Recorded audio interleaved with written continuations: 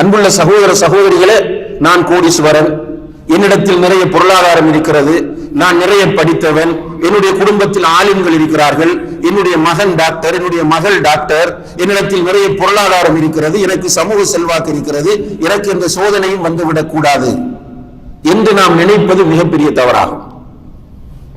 உலகம் என்றால் அது சோதனை களம்தான். அதிலும் குறிப்பாக மூமின்களுக்கு உலகம் சோதனை களம்தான். பல கோணங்களிலும் அல்லாஹ் தஆலா சோதனைகளை தந்து கொண்டே இருப்பான். இந்த நேரங்களில் நாம் நிதானமாக இருக்க வேண்டும். இந்த யதார்த்தத்தை, இந்த உண்மையை நாம் புரிந்து கொண்டால் சிக்கலே இல்லை. சோதனைகள் அல்லாஹ்வுடைய சுன்னத். அல் இப்திலாஉ சுன்னத்துல்லாஹி ஃபில் கவுன். இந்த பிரபஞ்சத்தில் அல்லாஹ்வுடைய ஒரு சுன்னா சோதனை என்பதை நாம் ஈமான் கொண்டு விட்டால், அல்லாஹ் கண்டிப்பாக ஈமான் அதிகரிக்க அதிகரிக்க என்னை சோதிப்பான் என்பதை நம்ம புரிந்து கொண்டு விட்டால், அல்ஹம்துலில்லாஹ், இந்த உலகத்தில் சோதனைகளுக்கு மத்தியில் நிம்மதியாக வாழலாம். சஹாபாக்கள் நிம்மதியாக வாழ்ந்தார்கள், சோதனைகளுக்கு மத்தியில் தான் நிம்மதியாக வாழ்ந்தார்கள். நிம்மதி என்பது சோதனை இல்லாத லைஃப் அல்ல. நம்ம என்ன நினைக்கிறோம் என்றால், நிம்மதி என்றால் சோதனை இருக்கக்கூடாது என்று. சோதனைகளுக்குள் மத்தியில் உள்ளம் அமைதியாக இருப்பதுதான் நிம்மதியாகும். உள்ளம் எப்போது அமைதியாகும் என்றால், சோதனை என்பது அல்லாஹுடைய ஒரு சுன்னத் என்பதையும், அல்லாஹு தஆலா யார் கொள்கையில் உறுதியாக இருக்கிறார், யார் கொள்கையில் அரைகுறையாக இருக்கிறார் என்பதை அறிய விரும்புகிறான், இதற்காகத்தான் அல்லாஹ் சோதிக்கிறான் என்பதையும் புரிந்து கொண்டால், நிச்சயமாக இந்த சோதனைகளுக்கு மத்தியிலே நிம்மதியாக இருக்க முடியும். சோதனையில் இருந்து நீங்கள் விரண்டோட முடியாது. நாம் யாருமே சோதனையிலிருந்து விரண்டோட முடியாது. சோதனை அல்லாஹ் சொல்லும் போது வல நபுலு வன்னக்கும் என்று சொல்கிறான். 2வது அத்தியாயம் 155வது வசனம். நிச்சயமாக நாம் உங்களை சோதிப்போம். படைத்தவனுடைய ஒரு எச்சரிக்கை இது, அல்லது ஒரு வாக்குறுதி. சோதனைகள் வந்து கொண்டே இருக்கும், வடிவங்கள் வித்தியாசப்படும், வரக்கூடிய வழிமுறைகள் வித்தியாசப்படும், ஆனால் சோதனை இருந்து கொண்டே இருக்கும். பிள்ளைகளின் மூலம் சோதிப்பான், மனைவியை கொண்டு சோதிப்பான், எல்லாம் குர்ஆனில் அல்லாஹ் தஆலா சொல்லி காட்டுகிறான். பொருளாதாரத்தின் மூலம் சோதிப்பான், நோய்களை கொண்டு சோதிப்பான், குடும்பத்தினரை கொண்டு சோதிப்பான், தலைவர்களை கொண்டு சோதிப்பான், நண்பர்களை கொண்டு சோதிப்பான். எல்லா வழிகளிலும் சோதனை வரும். ஆனால் இந்த சோதனைகள் எல்லாமே அல்லாஹ்வுடைய சுன்னத் என்பதை அறிந்து நாம் அந்த சோதனையில் பொறுமையாக இருக்க வேண்டும். பொறுமை என்றால் என்ன? ஷிர்க்குக்கு போய்விடக்கூடாது. இன்றைக்கு நம்முடைய சமுதாயத்தில் சிலருக்கு அல்லாஹ் குழந்தையை கொடுப்பான், சிலருக்கு குழந்தையை கொடுக்க மாட்டான். குழந்தை கிடைக்காதவர்கள் அவங்களோட பிரச்சனை. அது குழந்தை கிடைக்காத அவங்களோட பிரச்சனை இல்லது.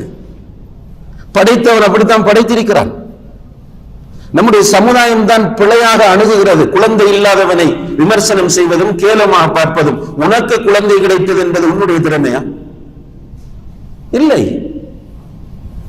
அல்லாஹ் நாடியதனால் உனக்கு குழந்தை கிடைத்தது, அல்லாஹ் நாடியதனால் அவருக்கு குழந்தை கிடைக்கவில்லை. குழந்தையை பற்றி அல்லாஹ் சொல்லும் போது யஹபு லிமன் யஷாஉ இனாஸன் வ யஹபு லிமன் யஷாஉ ஸுகூர். அவன் நாடியவர்களுக்கு பெண் குழந்தைகளை அன்பளிப்பாக கொடுக்கிறான், நாடியவர்களுக்கு ஆண் குழந்தைகளை அன்பளிப்பாக கொடுக்கிறான், நாடியவர்களுக்கு ஆண் குழந்தைகளையும் பெண் குழந்தைகளையும் சேர்த்து கொடுக்கிறான். வயஜஅலு மன் யஷாஉ அகீமா. நாடியவர்களை அவன் குழந்தை இல்லாமல் ஆக்குகிறான். நீங்கள் தலைகீழாக நின்றாலும் சரி, மருத்துவம் உச்சகட்டத்திற்கு சென்றாலும் சரி, குழந்தை தரக்கூடாது என்று ரப்புல் ஆலமீன் நாடிவிட்டால் குழந்தை கிடைக்காது. இந்த நேரத்தில் தான் பொறுமை வேண்டும். பொறுமை வேண்டும் என்று சொன்னால் என்ன அர்த்தம்? வீட்டிலிருந்து அழுது கொண்டிருக்க சொல்லுகிறதா இஸ்லாம்? இல்லை. பொறுமை வேண்டும் என்றால் உன்னால் முடியுமானவரை நீ முயற்சி செய்து பார். அல்லாஹ்விடத்தில் உன்னுடைய காரியத்தை நீ ஒப்படைத்து விடு. அல்லாஹ் நாடியதுதான் நடக்கும் என்ற அந்த உறுதியோடு நீ இருந்து விடு. ஒரு பிரச்சனையும் இல்லை. இன்னும் சிலர் என்ன செய்கிறார்கள்? குழந்தை, உதாரணத்துக்காக பேசுகிறேன், குழந்தை இல்லை என்று சொன்னதும் ஒவ்வொரு கட்டமாக போய் கடைசியில டாக்டர் சொல்லக்கூடிய முறைகளில் ஒன்று இஸ்லாத்திற்கும் அதுக்கு சம்பந்தமே கிடையாது. இஸ்லாம் அனுமதிக்காத ஒரு முறையாக இருக்கும். டெஸ்டிங் பேபியில பல முறைகள் இருக்கின்றன. அதுல ஒரே ஒரு முறை மட்டும்தான் உலமாக்கள் அனுமதிக்கிறார்கள். என்ன முறை என்று கேட்டால், கணவனுடைய விந்தணுவையும் மனைவியுடைய சினை முட்டையையும் எடுத்து வெளியிலே கருக்கட்டை வைத்து மனைவியுடைய கர்ப்பப்பையில் வைக்கிறது. அந்த ஸ்டைல்ல செய்யக்கூடிய இந்த டெஸ்டி பேபி என்பது கூடும். அது இல்லாமல் பல முறைகள் இருக்கிறது. கணவனுடைய விந்தணு உயிர் இல்லாமல் இருந்தால் வேறொருவருடைய விந்தணுவை எடுத்து மனைவியுடைய சினை முட்டையும் எடுத்து வெளியிலே கருக்கட்டை வைத்து மனைவியுடைய கர்ப்பப்பையில் வைப்பது, இது ஹராம். ஆனால் எப்படியோ எனக்கு ஒரு குழந்தை வேண்டும், இந்த சமுதாயத்தில் நான் தலையிலிருந்து வாழ வேண்டும், நானும் ஒரு குழந்தை பெற்றவர் என்று காட்ட வேண்டும் என்ற அந்த நிலை என்ன செய்கிறார்கள், கடைசியில இந்த ஹராமான ரூட்டை தேர்வு செய்வதை பார்க்கிறோம். அப்ப தோல்வி. இப்படி ஒவ்வொரு பிரச்சனையாக நீங்கள் எடுக்கலாம். இதனால் இந்த சோதனைகள் அல்லாஹுடைய சுன்னத் என்பதையும் ஈமானையும் குஃப்ரையும் பிரித்தறிவதற்காக, கொள்கை உறுதியையும் கொள்கையில் உறுதி இல்லை என்பதையும் பிரித்தறிவதற்காகத்தான் அல்லாஹ் சோதனைகளை தருகிறான் என்பதை புரியாத காரணத்தினால் நிறைய பேர் மனநோயாளிகளாக மாறிவிடுகிறார்கள். புலம்புறாங்க, டிப்ரெஷன், ஸ்ட்ரெஸ். இதை வைத்து இன்னும் ஒரு கூட்டம் தொழில் செய்ய ஆரம்பித்து விட்டது. கவுன்சிலிங். இப்ப கவுன்சிலிங் என்றால் பெரிய ரேட். இப்ப கூட்டம் கூட்டமாக மக்கள் போய்கொண்டிருக்கிறார்கள் கவுன்சிலர்களிடத்திலே. அல்லது யாரையாவது பார்த்தால் எனக்கு கவுன்சிலிங் செய்யுங்கள் என்று சொல்கிறார்கள். ஏன், எங்கே உங்களுடைய கொள்கை போய்விட்டது? மிகப்பெரிய கவுன்சிலிங் தான் நமக்கு இஸ்லாம் தந்திருக்கக்கூடிய பிரார்த்தனை. மனதில் இருக்கக்கூடியதை படைத்தவனோடு பகிர்ந்து கொள்வது. அதுவும் அந்த படைத்தவன் எப்படிப்பட்டவன்? உஜஊனி அஸ்தஜிபு லக்கும், என்னிடம் கேளுங்கள், நான் உங்களுடைய பிரார்த்தனை ஏற்றுக்கொண்டு உங்களுக்கு தருவேன் என்று வாக்குறுதி தரக்கூடியவன். மல்லம் யஸ்அலில்லாஹ யக்தப் அலைஹி, என்னிடம் கேட்காதவன் மீது நான் கோபப்படுகிறேன் என்று சொன்ன படைத்தவன். அந்த ரப் அவனோடு பேசுகிற வாய்ப்புகளை நமக்கு ஏற்படுத்தி தருகிறான். சுஜூதில் இருக்கும் போது பேசு, உன்னுடைய அத்தியாயத்தின் இறுதி பகுதியிலே பேசு. இரவிலே எல்லோரும் தூங்குகிற நேரத்தில் இரவின் 3வது பகுதியில் நான் கீழ்வானத்திற்கு வருவேன், இறங்குவேன். அந்த நேரத்தில் நீ என்னிடம் வந்து கேள், உன்னுடைய தேவைகளை எல்லாம் நிறைவேற்றுகிறேன். அந்த ரப்போடு நாம் மனம் விட்டு பேசினால், பேசும்போது எப்படி பேச வேண்டும்? இன்னல்லாஹ லா யக்பலு துஆ அன் கல்பின் காஃபிலின் லாஹின், கேர்லெஸ்ஸாக பொடுபோக்காக இருந்து கொண்டு பிரார்த்திக்கிறவனுடைய பிரார்த்தனை அல்லாஹ் ஏற்றுக்கொள்ள மாட்டான். அப்போ மனதை ஒருநிலைப்படுத்தி நீ பிரார்த்தனை செய். அது மட்டுமல்ல, நீங்கள் அல்லாஹ்விடத்திலே துஆ கேட்டால், யா அல்லாஹ் நீ விரும்பினால் கொடு, விரும்பினால் தா என்று அல்லாஹ்விடத்தில் கேட்காமல் ஃபல்யஸிமில் மஸ்அலா, கேட்கும் போது யா அல்லாஹ் உன்னை தவிர நான் போவதற்கு வேறு வழியே எனக்கு கிடையாது, நீ நான் என்னை படைத்தவன், நீ குன் என்றால் இந்த உலகத்தில் எல்லாம் நடக்கும், நீ அலா குல்லி ஷைஇன் கதீர், நீ சொல்லிவிட்டால் நீ எல்லாவற்றுக்கும் சக்தி உள்ளவன், எனவே உன்னிடத்தில் உன்னுடைய அடியானாக நான் வந்து நிற்கிறேன், யா அல்லாஹ் எனக்கு கொடு என்று நீ உறுதியாக கேளு என்று நபிகள் நாயகம் ஸல்லல்லாஹு அலைஹி வஸல்லம் அவர்கள் கற்றுத் தருகிறார்கள். இந்த முறையை நம்ம மிஸ் பண்றோம். தாயத்தை அணிகிறவர்கள் நிறைய பேர் இருக்கிறாங்க. இன்னைக்கு என்னன்னு கேட்டா பிரச்சனை. நூல் கட்டுகிறார்கள், தாயத்தை அணிகிறார்கள். முஸ்லிமான இந்த முஸ்லிம் என்று சொல்லிக் கொண்டிருக்கிற வியாபாரிகளிடம், இந்த மாந்திரிகர்களிடம் போய் இந்த ஷிர்கை செய்கிறார்கள், அல்லது கோயில்களுக்கு போய் அங்கிருக்கிற பூசாரிகளிடம் போய் இந்த நூலை கட்டி கொண்டு வருகிறார்கள். யாரிடத்தில் போனாலும் மன் தஅல்லக தமீமத்தன் ஃபகத் அஷ்ரக், தாயத்தை கட்டுகிறவன் ஷிர்கை செய்து விட்டான் என்று நபிகள் நாயகம் ஸல்லல்லாஹு அலைஹி வஸல்லம் அவர்கள் சொல்கிறார்கள். இந்த ஷிர்க் தெளிவான ஷிர்க், ஈமான் போய்விடுகிறது. ஆக சோதனை இந்த உலகத்தில் இருந்து கொண்டே இருக்கும் என்பதை புரிந்து கொள்ளுங்கள்.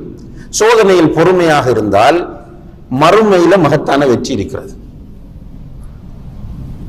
ரசூலுல்லாஹி ஸல்லல்லாஹு அலைஹி வஸல்லம் அவர்கள் சொல்லுகிறார்கள், இந்த உலகத்தில் சோதனைகள் கம்மியாக அல்லது சோதனைகள் இல்லாமல் வாழ்ந்தவர்கள் மறுமையில் சோதிக்கப்பட்டவர்களுக்கு கூலிகள் கொடுக்கப்படும் போது கை செய்யப்படுவார்களாம். திருமதியில் வரக்கூடிய ஹதீஸ். ரசூலுல்லாஹி அலைஹி வஸல்லம் அவர்கள் சொல்கிறார்கள், இந்த உலகத்தில் சோதனைகள் இல்லாமல் இருந்தவர்கள் அல்லது சோதனைகள் இருந்து பாதுகாக்கப்பட்டவர்கள் மறுமையிலே சோதனைக்குள்ளாக்கப்பட்டவர்களுக்கு அல்லாஹ் கொடுக்கிற கூலியை பார்த்து விட்டு கை செய்தப்படுவார்கள். எப்படி கை செய்தப்படுவார்கள் அதையும் சொல்றாங்க ரசூலுல்லாஹி அலைஹி வஸல்லம். இந்த உலகத்தில் இரும்பு கத்தரிக்கோள்களால் நம்முடைய உடம்பு வெட்டப்பட்டிருக்க கூடாதா? இரும்பு கத்தரிக்கோள்களால் நம்முடைய உடம்பு வெட்டப்பட்டிருக்க கூடாதா என்று அவர்கள் கை செய்யப்படுவார்கள் என்று ஸல்லல்லாஹு அலைஹி வஸல்லம் அவர்கள் சொல்கிறார்கள். ஏனென்றால் மறுமையிலே சோதனைக்குள்ளாக்கப்பட்டவர்களுக்கு அப்படி நிறைய வெகுமானம் இருக்கிறது, நிறைய கூலி இருக்கிறது. இந்த உலகத்தில் சோதனை வர வர பாவங்கள் குறைந்து கொண்டே போகும், பாவங்கள் அழிக்கப்படும். ஸல்லல்லாஹு அலைஹி வஸல்லம் அவர்கள் சொல்கிறார்கள், ஒரு முள்ளு காலில் குத்திட்டால் அதற்கே ஒரு பாவம் அளிக்கப்படுது. அப்ப பெரிய சோதனைகள் வந்தால் அதற்கேற்ப பாவங்கள் அளிக்கப்படும். சிலர் கடுமையாக சோதிக்கப்பட்டு நடந்து செல்வார்கள். ரசூலுல்லாஹி அலைஹி வஸல்லம் சொல்கிறார்கள், கடுமையான சோதனைக்கு உள்ளாக்கப்பட்டு நடந்து செல்வார்கள், அவர்களில் எந்த பாவமும் இருக்காது, எல்லா பாவமும் அழிந்துவிடும். நிறைய சோதனை வந்தால் சந்தோஷப்படும். நம்முடைய பாவங்களை அல்லாஹ் தஆலா அழிக்கிறான்.